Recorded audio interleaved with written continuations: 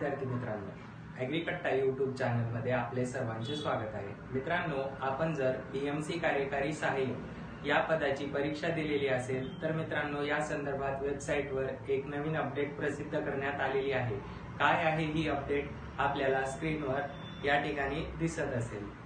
या ठिकाणी बघा, कार्यकारी सहाय्यक सरळ सेवा पदभरती 2024 अंतर्गत प्रसिद्ध करण्यात आलेल्या सूचना पत्रकानुसार आपल्याला दिनांक 6/11/2025, 7/11/2025, 27/11/2025 आणि 19/1/2026 अन्वये उमेदवारांची नियुक्तीची कार्यवाही कार्यान्वित असून खालील नमूद उमेदवारांचे वैद्यकीय पडताळणी तसेच चारित्र्य पडताळणी अहवाल अद्याप कार्यालयास प्राप्त झालेले नाहीत। यासाठी कार्यालयास उमेदवारांची नियुक्तीची पुढील कार्यवाही करणे शक्य होत नाहीये।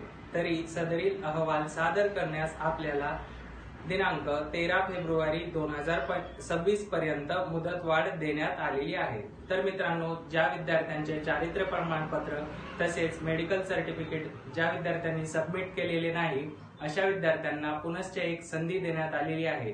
आपल्याला दिनांक 13 फेब्रुवारी 2026 पर्यंत आपले दोनही डॉक्युमेंट कार्यालयात सादर करायचे आहेत। त्या संदर्भात हे सूचनापत्र प्रसिद्ध करण्यात आलेले आहे।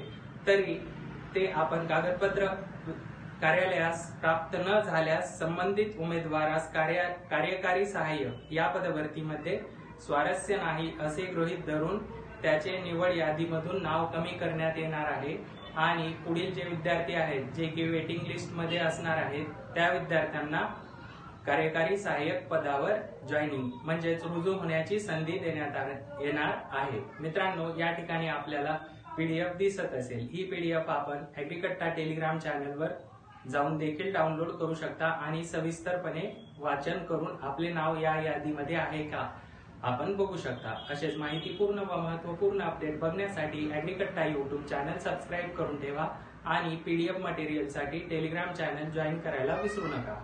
अशाच नवनवीन अपडेट आपल्याला या ठिकाणी मिळत असतात। धन्यवाद।